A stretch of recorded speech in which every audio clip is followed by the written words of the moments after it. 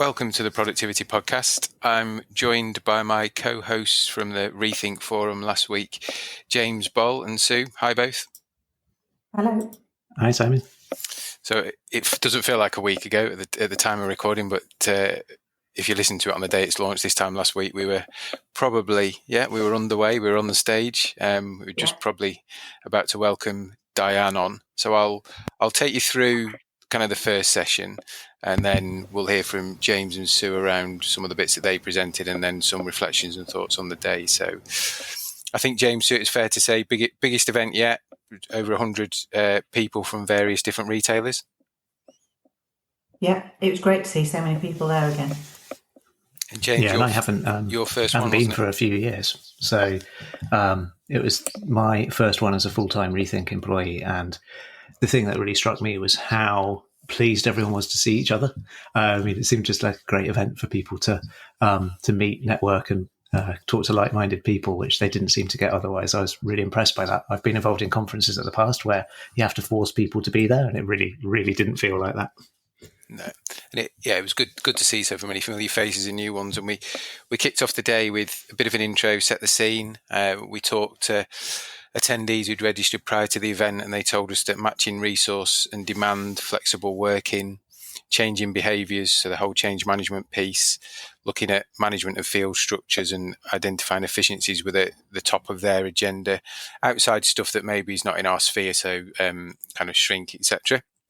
So we kicked that off and then welcomed Dan Will to the stage. So Dan's been with us now for probably the last 6 events, Rendell, Insights and Intelligence. So Diane really does a great job of setting the scene around the state of the nation from a footfall, a shopping behaviours point of view.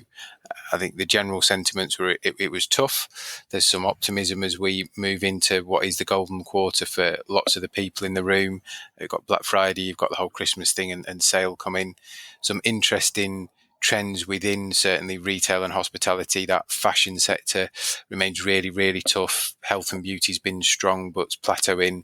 And as ever, kind of grocery remains in the top 1 or 2, and that disposable income on hospitality, cinemas, etc., is the one that gets squeezed as interest rates move up and down, and there's this kind of cloud around the number of people. I think it's October, and then February 2025 there's another couple of million people that drop off at a fixed price mortgage onto the more variable rate. So depending where interest rates are at the time, that could potentially squeeze that household income again. So that took us through to break after a Q&A. We then worked around role study. So interesting panel with some guests on role study. James, do you want to talk about the session because you hosted? Yeah, it was a great session to host, and one that I think the audience was really engaged in from the number of questions we got live on our Slido application as the session was progressing. And we talked about role study as a methodology that we use at ReThink, where rather than timing activities or doing a lap of the store or warehouse or whatever and seeing what everyone's doing, we actually follow one particular role for an extended period of time and measure everything they're doing. And it's really well suited to leadership roles in organizations, field roles, because you can really get under the skin of what your leadership roles do day to day, something that lots of organizations don't know about, and it was highlighted as a real opportunity for organizations to get to know their teams a bit better and some opportunities they've got to improve. So for example, we talked about how much time leaders we've tracked in the past actually spend leading and coaching their teams.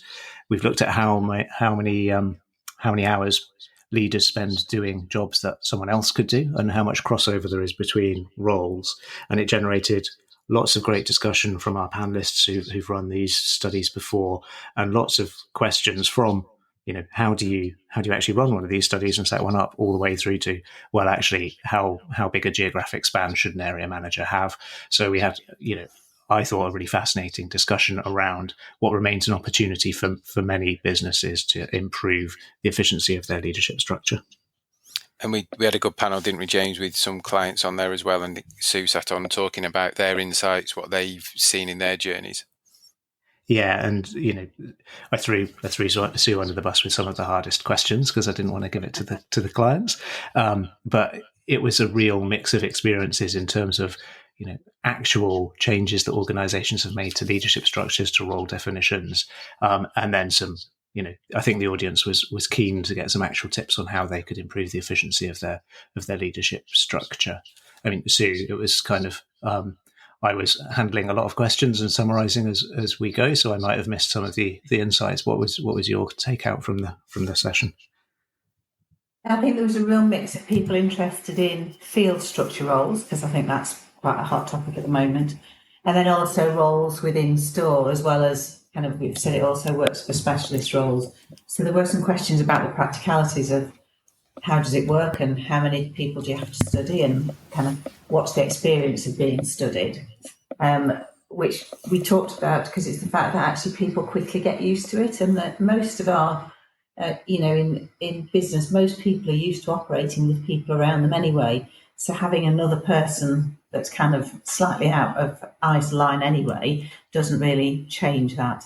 So some really interesting conversations about kind of how it could work from the why would you do it, big picture down to the practicalities. Yeah, and some really nice anecdotes, which we probably shouldn't repeat here, about some of the surprises our clients have had in terms of what their leaders actually do, in terms of, for example, driving 2 hours to a pub or coffee shop and then sitting in the coffee shop on their laptops doing work they could have done at home. Yeah, there's always a surprise. We then moved in to, I think, talk more about the end-to-end journey, didn't we, Sue? So from when you've completed your measurement of roles, activities, looked at efficiencies, how that then moves through to transitioning into a workload model, so you can calculate hours, costs, and FTEs by location, by week, to produce your budget. You had some help from Lincolnshire Co-op in that session, Sue. Yeah, it's always interesting to hear people going from that journey. From usually when they're doing that whole journey, it's a relatively new start with our sort of work. So it's going through that whole piece where we're measuring lots of different things, multiple studies, so that we can surface as many opportunities for them as possible. But then we talked about how we go right through to workload models and the impact of introducing those. So it's really interesting because we were talking about retail and hospitality on the panel. So it was really interesting to see the different impact, and we were fortunate to have guests that could talk about having gone through that journey and the changes they've made as a result. And into another panel with some clients again for real life stories and questions from the audience. Yes, yeah, and we did also start to talk about change, which was kind of the later topic, our keynote towards the end. So quite a few questions were about delivering change. So it's one thing spotting the opportunities, it's then putting the things in place that make a difference. Or equally, when you're looking at workload models, that's a theoretical numbers model, translating that into how actually people spend their time and being able to focus effort. Perhaps we talked in the session about one of the retailers identified that they needed to change the balance of resource between stores. So some had historically had a bit more than others, and some were slightly underfunded, and the practicalities of making those changes. So a really useful session that again covered everything from the theory and the principles down to the nitty-gritty of making it work and what happens as a result. Yeah, always fascinating to hear. So after some extended time for networking and a great lunch, I did a session with Poundland, and we talked about matching resource to demand. So we heard about their journey, the kind of way they'd thought about systems, implemented systems, evolved those systems, and then moved into a panel around how you match resource to demand, what flexibility means in organizations, what that split might look like, and how it's certainly changed over time. And some of the, again, practicalities about where the opportunity is. So which components of your workforce management solution are going to drive the most benefit, which may be more of a marketing spin. Touched briefly on AI, but that was for a session later in the day. So again, fascinated to hear about that hot topic for lots of people in the room around making the most out of the people they've got, really driving that customer interaction. then we were on to a break, and following the break, we welcomed Graham Wilson, who runs a success factory, deals with change in lots of organisations across the world, to do a keynote on change management. And I think, James, you were fascinated by some of the outputs from Graham. Yeah, well, I was lucky the night before to sit next to Graham at dinner as well, so I got an extended opportunity to listen to him. But I think on the day, the headline of his session was that we're all working in a world we weren't educated for. There's so much happening all the time and so much change going on that we're really not prepared for. And he gave us 7 tips for managing change, which I won't repeat here in detail. You can find him on LinkedIn, and he shares a lot of this information there. But, for example, the first tip was one that I think is maybe counterintuitive, but he told a great personal story about motor racing and talked about how organizations will effectively speed up by slowing down, and how doing less and focusing more, and focusing on change management and getting people on board before you start your project management was a real eye-opener. And the session was great. It was full of hints and tips like that, and great anecdotes that illustrated it. And I think it was, I'll talk about it in a second, but actually one of the themes of the day, Steve from Poundland had said when one of the projects that he'd been running, he wished they'd started on change management rather than project management. Everything at the end of the day involves changing how people behave, and so you need to understand what motivates them and how to get them on board before you can make any effective changes. Yeah, always fascinating, and always good, I think, when you've got that time to think and reflect when you're in the room around some of the points that Graham was making. Now you take those back to your business. Yeah.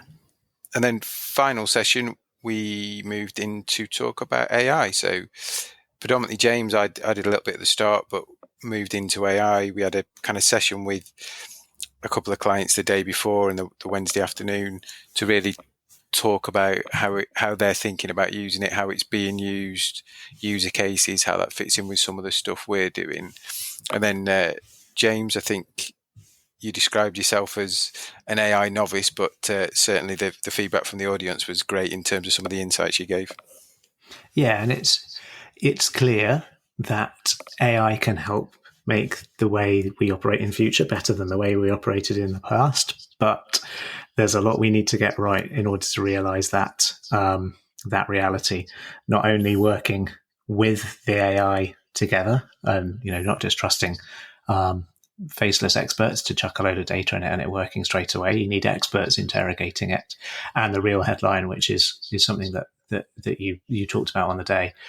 The quality of the data is absolutely paramount. If you put garbage into your AI, you're going to get garbage out, and you can't just trust it. And I think there's going to be a lot of effort required over the next couple of years to ensure that the AI applications that are being developed for our clients are based on good data and good assumptions, because it's clear that some solutions aren't at the moment.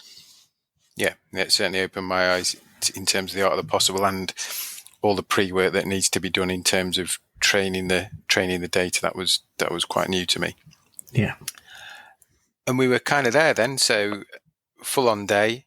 Again, great to see people. Looking forward to next year, and we'll announce the dates as soon as we've got them. And there'll be a few new bits that we're going to introduce that we talked about with the audience on the day, so keep an eye out for those. Reflections on the day, James? What were your thoughts? What kind of things did you take away? Yeah, well, I mean, things are obviously tough at the moment and might get tougher, but there are still opportunities to improve. People want to get more from the same, and I think AI can help remove repetitive tasks if done properly, so that people can spend more time with customers and drive average transaction value, which will be very important. There are obviously opportunities within management structures and leadership roles, which we talked about in the role study panel, and distributing resource fairly across the organization to maximize your opportunities still remains an opportunity for lots of organizations. But there were two themes that I don't think we'd planned to come out that came out to me. And one was, a lot of people talked about being data rich but intelligence poor.